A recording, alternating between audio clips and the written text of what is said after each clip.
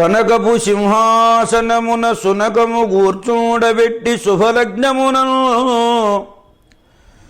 దొనరగ పట్టముగట్టిన వెనుకటి గుణమేలమాను వినురా సుమతి.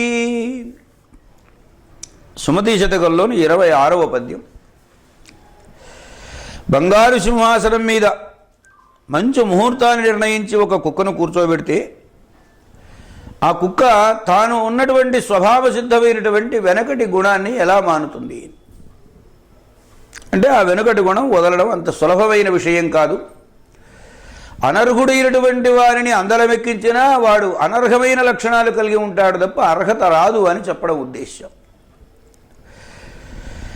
ఇప్పుడు రెండు విషయాలు ఇక్కడ ఈ పద్యం ద్వారా మనకు ప్రతిపాదన చేస్తున్నారు. సింహాసనం చూస్తే బంగారపు సింహాసనం సర్వాధికారాలు చేతిలో ఉండేటువంటిది, యోగ్యమైన ప్రదేశము అని అర్థం. శుభలగ్నము అంటే మంచి ముహూర్తాన్ని చూసి కూర్చోబెట్టారు, కుర్చీలో కూర్చోబెట్టడం అంటే కాలయోగ్యత కూడా ఉన్నది.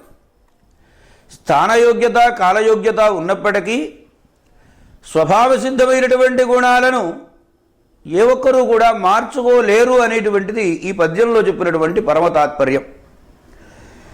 కనకపు సింహాసనమున సునకము కూర్చుండబెట్టి శుభలగ్నమునందొనరగ పట్టము గట్టినా వెనుకటి గుణమేలమాను వినురా సుమతి.